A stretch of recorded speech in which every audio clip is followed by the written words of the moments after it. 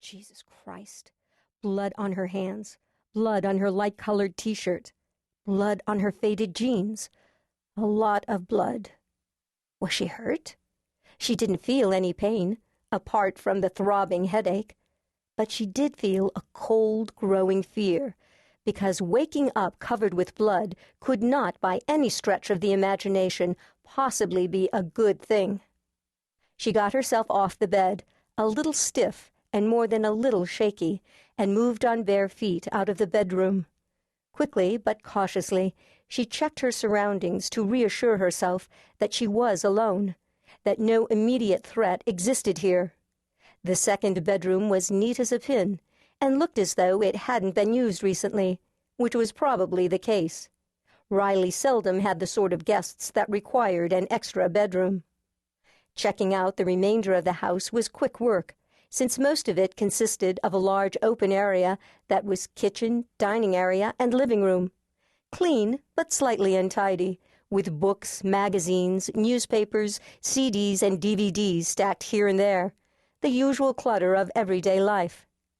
It looked like she'd been using the small dining table as a work surface, since placemats were pushed aside, and her laptop carrying case was on one of the chairs. The computer wasn't out, which told her only that she probably hadn't been working on it recently. The doors were closed and locked. The windows were also closed.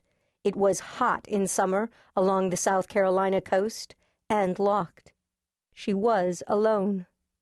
Nevertheless, Riley took her weapon along when she went into her bathroom and checked behind the shower curtain before she locked herself in the relatively small room. Then she suffered another shock when she looked into the mirror above the vanity. More dried blood was on her face, smeared across her cheek, and some appeared to be matted in her pale hair. Thickly matted. Shit. Her stomach churned, and she stood there for a moment, eyes closed, until the nausea passed. Then she laid her weapon on the vanity and stripped to the skin. She checked every inch of herself and found nothing. No injury, not even a scratch. It wasn't her blood. That should have been reassuring. It wasn't. She was covered with blood, and it wasn't hers, which left her with a hell of a lot of unsettling, potentially terrifying questions. What or who had bled all over her? What had happened? And why couldn't she remember? Riley looked down at the crumpled clothing on the floor, then at herself, pale gold with her summer tan, her skin unmarked except for the dried blood on her hands and forearms. Forearms. Somehow or other, she'd literally been up to her elbows in blood. Jesus. Ignoring all the training that insisted she call the local authorities before doing another thing, Riley got into the shower. She made the water as hot as she could stand and used plenty of soap, scrubbing away the dried blood. She used a nail brush to reach the dark slivers of dried blood underneath her fingernails, and shampooed her short hair at least twice. Even after it was clean, after she was clean, she stood under the hot water, letting it beat against her shoulders, her neck, her still sickly pounding head. What had happened? She didn't have the faintest clue. That was the hell of it. She had absolutely no memory of how she'd gotten herself covered with blood.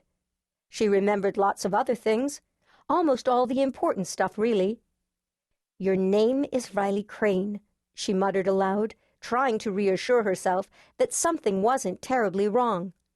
"You're 32 years old, single, and a federal agent assigned these last 3 years to the Special Crimes Unit. Name, rank, serial number, more or less. Knowledge she was certain of. No amnesia there. She knew who she was.